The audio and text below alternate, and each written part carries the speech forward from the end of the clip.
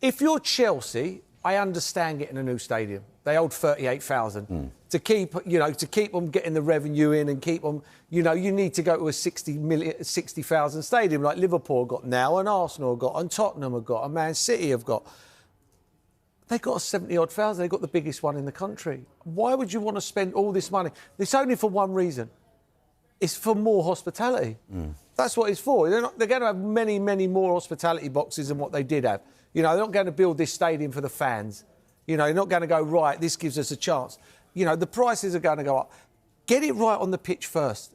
Because I said here last week, football changes. And the longer these are not winning football matches and they're sitting in the bottom half of the table, kids around the world will start supporting another team. When they get to 7, 8 years of age, kids who are 7 and 8 years of age now around the world will be going for their first football team and they won't be picking Man United because they're not winning football matches. So they'll be looking at Liverpool and they'll be looking at Arsenal and Man City. Who would have said 20 years ago that you can go to South Africa or China or Japan or Australia and you'll see a Man City shirt?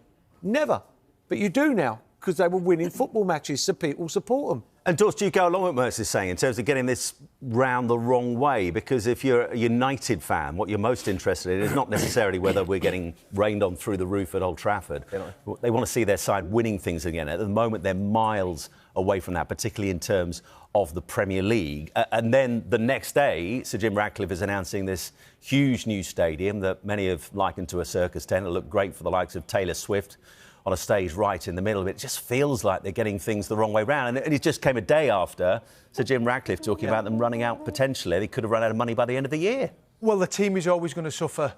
We've seen the stadiums have been built amazing. And what Sir Jim Ratcliffe is looking, he's fast-forwarding 5 to 10. I really did. Because Sir Jim Ratcliffe and owners of football clubs get advice, get guided. And I'm listening to Gary Neville there, and I thought it was a brilliant interview. He talks about taking £40,000 away from ex-players from the 60s, 70s and 80s, and he went, why don't you put an event on? You'll generate more than that and get some money back. And he went, oh, yeah. So little things that owners get spoken to and advised, I think if you speak to people who know the football club, understand what it's about for playing for this massive worldwide club, and guidance from people. And I really enjoyed it. He was very open, but on the flip side, you go, we could have been running out of money, and then you're going to go and build a £2 billion stadium. Where is that going to come from? Where's that money running out of money? What? No one else is going to buy Man United. It's Man United Football Club. Someone, would have come up with the money. Where's that money going to come from, us? Where, if you can't got any money to...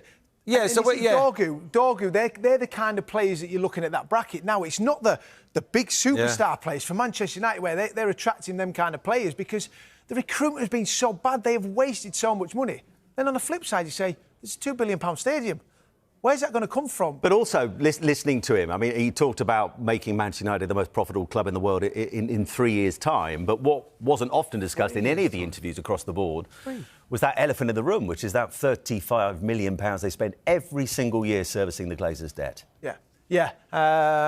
And that was another thing that I found interesting, that the Glazers were taking the money out, and it's obviously then causing problems for Manchester United, and you can see.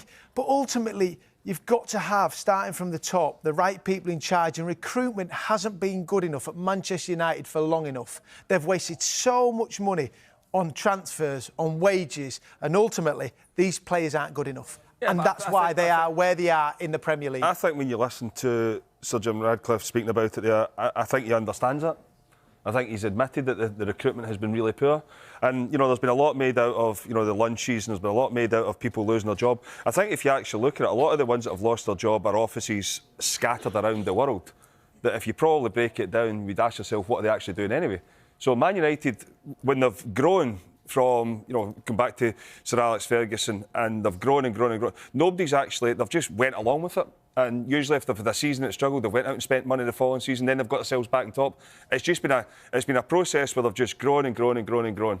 Now all of a sudden they're not winning, and everybody's looking at it saying, right, we need to fix this, we need to sort this. There is no doubt, the money that Manchester United must be hemorrhaging. Yes, everybody goes on about the players, and rightly so. Recruitment has been terrible, there's no getting away from it. That's on the football department. But as a business, and that's what people forget, football clubs are a business. The money they've been wasting everywhere everywhere needs to stop. And as I said, for that interview, if Sir Jim Ratcliffe is stripping it back to then build Manchester United again, the fans will buy that. If they're stripping it back and they're not going to invest it back on the football field, they're not going to invest it back, he's going to have problems. Because Manchester United, the fans want to win. They've been brought up in it. They want to win games of football. And they're now seeing it for a period of time where Liverpool dominated for a while. Then it was Manchester United, and that's all they've seen. They're now looking at it saying, well, Chelsea arrived, well, Arsenal, Chelsea arrived. Probably the worst two teams for Manchester United fans are now dominating English football. Their neighbours, who were absolutely nowhere, and Liverpool. I mean, Manchester United fans don't want it. So if you're stripping it back, you need to strip it back to get it right on the football field. And he admitted, Mertz, that it was a wrong decision keeping Erik ten Hag on over the summer and giving another transfer kitty and giving them a crack at this season for a while. Now they've got Ruben Amorim in. As that mission to start winning things begins. When you look at what Amorim's done overall, this is his record so far since he took over at Manchester United as head coach. And bearing in mind that, just listening to Sir Jim Ratcliffe there, he said he was doing an excellent job in the circumstances. 17 games in charge. He's only won 5. He's lost of 8 of those as well. Do you think he's doing an excellent job in the circumstances? No, not at all. No, not at the moment. No. I mean, he's coming. He didn't want to come in. You know, you hear the stories that he didn't want to come into the end of the season and start. So he sort of see the picture. You know, having to come in during the season, he'd have seen the team. He'd have known there was a lot of wreckage, a lot of stuff. You wouldn't get rid of Rashford. Because Rashford's their biggest threat in counter-attacking football, in my opinion. He's the one with the pace and he can score a goal. So I can understand what he's doing there. It will take time, but I don't know how much time, because the fair play rule's in now. You know, they've got to spend a lot of money on a stadium, so they won't be able to bring in big players. You know, what we got to look at the all-round picture is what Ten Hag done, and whoever was the sporting director at the time. Because, you know, I don't want to go back to Anthony again, but Anthony, £80-odd million. I mean, that's bordering on criminal. I mean, it is. It's criminal. In football terms, it's criminal. And now he's on loan in Spain, and it's just brushed aside. It's like, oh, it doesn't matter. It's just a failure. How many players have they bought in the last year, 2 years, that have been a massive success at Man United? And I'm thinking the only one I can think of is Maguire. I think Maguire's done all right. But we would have sat here and said Mason Mount was a good sign and it's not worked out for him. I mean, we speak about it's been a graveyard for managers. We speak about, you know, older, experienced players. Manchester United's recruitment has been in and around, when you go back through it recently, it's been in and around the 20, 22 to 23, 24, 25-year-old. But it's a graveyard for them now as well. I mean, there's a lot of people turning up at Manchester United, and whether it's the pressure of what has went before them in terms of, you know, when you look at the history and the ones that have won, the pressure of having to win, they can't handle it. They cannot handle it. And there's been De Ligt, a few years ago you were speaking about, you know, one of the best defenders in world football. I mean, he's plummeted. And he's went to Manchester United and it's not really got much better. There's been so many of them. But the interesting thing now is they are now shopping in a market where it has to be spot on, and it's not going to be, because you're taking a gap. Like teams like, you speak about the recruitment from Brighton and Bournemouth, and that, I mean, they've got a proper structure in place that allows them to go and get talented kids. Manchester United don't have that. They need to try and find a way to get it, but they don't have it. Might they try that though, Boydie? You look at Dorgu, who's gone in. He isn't a superstar, so they've gone and found him and gone, we won't pay enormous amount of money for him. We'll try and... The other thing for Manchester United as well, like your Brightons have done. Yeah, but Brighton's a total different... I mean, we always speak about Brighton, but they're a total different... They're a total different bracket altogether. Nobody can touch them.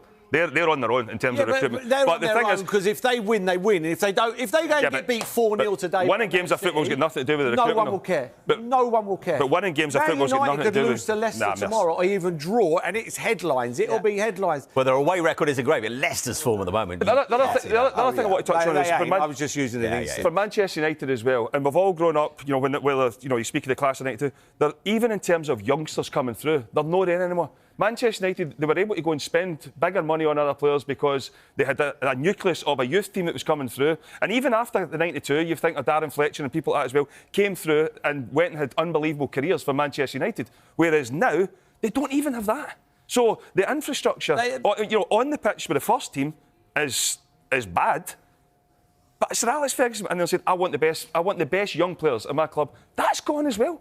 Yeah, but that's the thing. So you can't do that now. The rules have changed. You can't. You know, it's got to be where you live and all that. Yeah, there's a long story to that. They've got a good academy, Man United. They'll concentrate on that. You know, they'll be told, you know, we've got to start getting players through. And they will. They've got good kids and, you know, they've got a very good academy.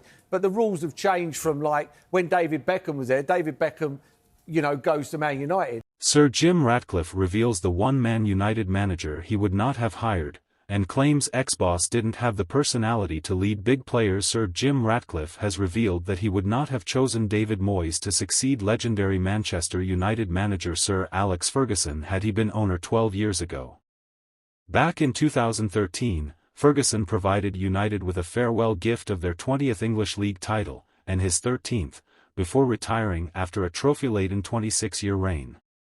Moyes then took the reins, with the approval of the managerial legend, and was deemed the chosen one by many United supporters. The Scot only lasts 10 months in the role before being sacked by the Glazer family before the end of the 2013-14 season. The Red Devils have failed to get their hands on the Premier League trophy ever since, and 11 years are struggling in the bottom half and facing the prospect of missing out on Europe altogether. Ratcliffe and his Ineos group bought a minority stake in the club back in February 2024, nearly a decade after Moyes' dismissal, and have been criticised by fans for a series of their own decisions.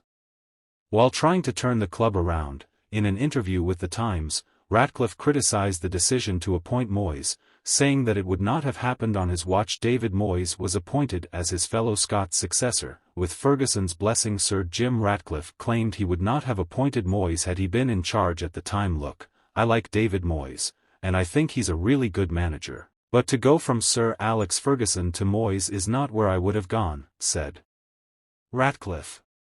Moyes stepped into the shoes of Ferguson, who's won the Premier League 13 times, who won the Champions League twice, and then you're handing over to a guy that has never managed big players and had never won anything. He's not necessarily got the personality to stand in front of them all. And I don't think Real Madrid would have made that choice as coach. If you look at coaches, a club can't always get it right, but they should have found the best chief executive in the world, and the best coach in the world, because Manchester United is the best club in the world. Instead, they got both of those decisions wrong. Moyes' time at the club was a disaster. He was sacked after 11 Premier League defeats left United 13 points off of the Champions League places, and they had also been knocked out of both domestic competitions as well as Europe. It was the start of a slippery slope for United, who had won the Premier League 13 times in 20 years before the Scot came through the door. The Glazers have been blamed by supporters for a series of financial decisions ever since, with protests seemingly taking place every season outside Old Trafford in a bid to oust the family. Ratcliffe claimed United have fallen because they have been poorly managed compared to clubs such as Real Madrid and Barcelona, who have stayed at the top in recent years. Moyes was deemed as the chosen one by fans in a nod to Ferguson's approval of the move. Moyes had a disastrous time at United and was sacked after 10 months in charge of the club. Ratcliffe has taken aim at the way Joel Wright and Avram left. Glazer ran the club before him. The 72-year-old suggested the former executive team at the club had made a complete cock-up of the football side of the club. Ratcliffe, however, spoke fondly of both Avram and Joel Glazer. So, in my mind, we have a very professional partnership with the Glazer family, continued Ratcliffe. But have you met them? They're really honest and straightforward, not what you expect when you read about them in the press. And they're both, Avram and Joel, passionate about Manchester United. I like them as people, to be honest. They could have given us a bloody hard time, couldn't they, after we cocked up with Dan Ashworth and Erik ten Hag? Could have, but didn't. It is the second time in a week that Ratcliffe has spoken to the press regarding mismanagement at the football club. United have made a number of controversial decisions under Ratcliffe in an attempt to cut costs as they create more financial wriggle room. United have made 250 members of staff redundant, and this week announced that 200 more jobs could be at risk as part of savage cuts aimed at bringing financial stability to the club. In a brutally frank series of interviews on Monday, the minority owner defended some of his decisions and claimed that United could have gone bust by Christmas had he not slashed costs. Ratcliffe also took part in a series of brutally honest interviews with the media on Monday. He also admitted it was a mistake to give Erik ten Hag a new contract and hire Dan Ashworth as sporting director, while outing several players that continue to cost the club huge sums of money.